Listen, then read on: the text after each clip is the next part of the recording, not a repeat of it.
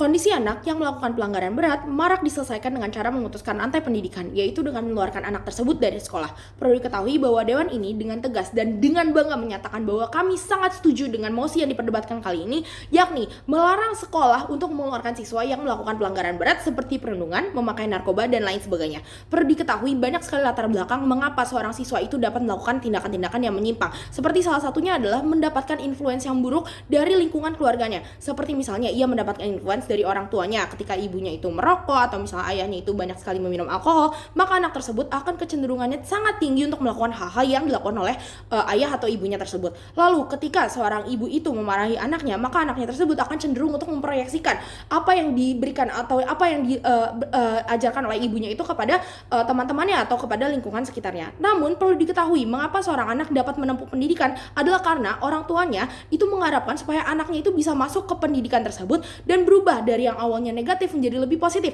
dari yang awalnya buruk menjadi baik, dari yang awalnya tidak mengerti apa yang salah menjadi lebih mengerti apa yang salah.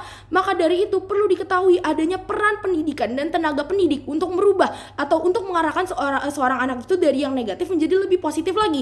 Maka dari itu perlu diketahui bahwasanya ketika sekolah mengeluarkan siswa yang melakukan pelanggaran berat, maka hilang esensi dari adanya atau munculnya atau timbulnya lingkungan pendidikan itu sendiri. Terdapat beberapa poin yang dapat dibahas untuk mendukung mengapa kami sangat setuju dengan adanya pelarangan sekolah untuk mengeluarkan siswa, yaitu terdapat dua bahasan. Yang pertama adalah sekolah adalah hak yang wajib didapatkan oleh setiap orang, di mana setiap orang itu berhak atas pendidikannya. Tidak ada orang harus baik baru dia bisa mendapatkan pendidikan, atau orang tersebut harus kaya untuk mendapatkan pendidikan. Maka dari itu setiap orang berhak untuk mendapatkan pendidikan. Tanpa pendidikan maka tidak ada lagi mobilitas sosial naik, sehingga apabila ia buruk atau ia tinggal di lingkungan yang sangat buruk, maka ia akan tetap menjadi buruk. Mengapa seorang masuk ke sekolah? Karena ia ingin berubah dari yang hidupnya buruk menjadi lebih baik. Nah, lantas ini masuk kepada argumen kami yang kedua, bahwa sekolah sudah sewajibnya menjadi sarana untuk membina moral generasi bangsa.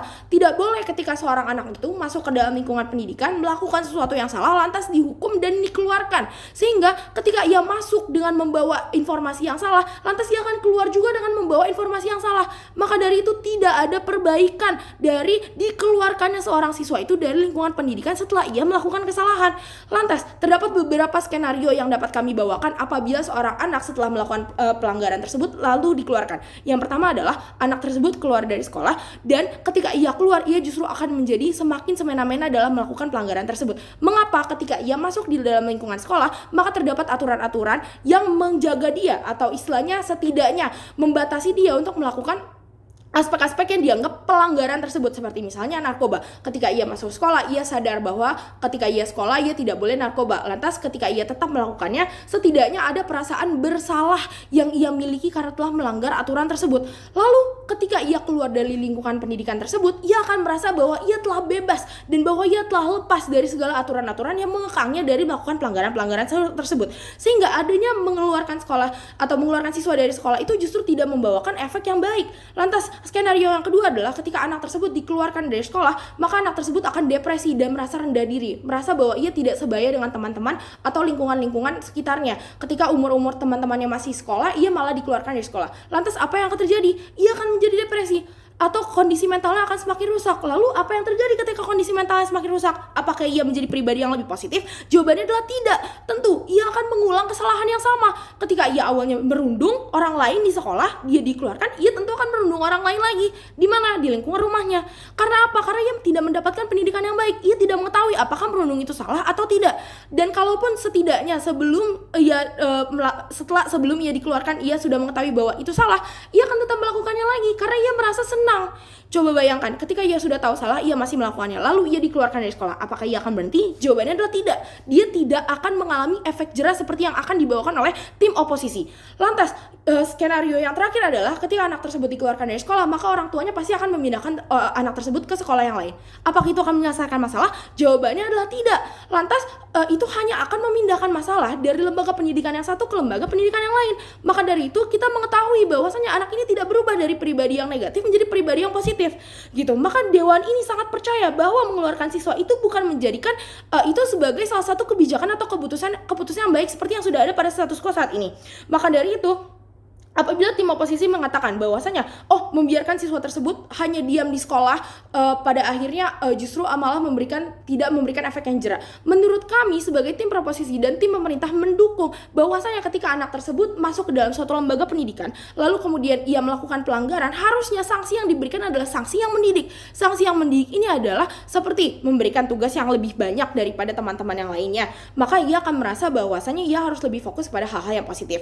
Yang kedua, misalnya dia diikutkan dengan kegiatan-kegiatan yang justrunya malah membuat dia jadi lebih tertarik dengan aspek-aspek lain dibandingkan dengan aspek-aspek yang tidak sesuai atau yang menyimpang dengan moral tersebut. Misalnya awalnya ia suka merundung, lalu karena sekolahnya mengetahui bahwa anak ini punya bakat misalnya dalam memukul, maka anak ini dialihkan ke hal-hal seperti boxing. Jadi anak ini tidak lagi fokus untuk melakukan hal-hal yang negatif, tapi justru malah diubah menjadi hal-hal yang lebih positif. Itulah esensi dan tujuan dari adanya lembaga pendidikan, yaitu untuk menjadikan seorang anak ini dari yang negatif menjadi pribadi yang jauh lebih positif, sehingga nantinya ketika anak tersebut awalnya negatif, awalnya buruk, mungkin awalnya malas belajar, ini jadi anak yang jauh lebih berprestasi lagi gitu. Jadi menurut kami argumen-argumen yang diberikan oleh tim oposisi untuk menyetujui adanya sekolah untuk mengeluarkan siswa dari melakukan pelanggaran berat justru adalah salah satu argumen yang tidak valid. Lalu argumen lainnya adalah misalkan ketika anak tersebut diam di suatu sekolah, maka ia akan memberikan influence yang buruk bagi teman-temannya. Menurut kami justru itulah tujuan adanya lembaga pendidikan, yaitu ketika seorang anak masuk menjadi anak yang nakal, maka lembaga dan tenaga-tenaga pendidik itu harusnya mengubah anak itu menjadi anak yang lebih baik lagi, dan justru malah memberikan batasan antara mana yang nakal dengan mana yang baik, dan memberikan pembedaan perilaku, sehingga nantinya ketika anak yang baik bisa tetap menjadi pribadi yang lebih positif, dan anak yang negatif akan tetap menjadi pribadi yang akan berubah menjadi pribadi yang lebih positif lagi, dari yang awalnya negatif menjadi positif. Lantas apabila dikatakan bahwasanya adanya anak yang nakal itu akan merusak nama instansi, menurut kami sebagai tim proposisi, apabila sebuah instansi dapat merubah anak yang awalnya negatif menjadi prestasi, maka itu justru akan membawakan gambaran atau image yang baik bagi institusi tersebut. Nyatanya orang tua tidak perlu khawatir lagi apabila anaknya buruk bisa menjadi baik karena oleh adanya institusi tersebut. Maka menurut kami Dewan sangat setuju bahwasanya sekolah harus dilarang untuk mengeluarkan siswa dan justru malah memberikan sanksi yang positif. Sangat senang bagi kami untuk bisa berada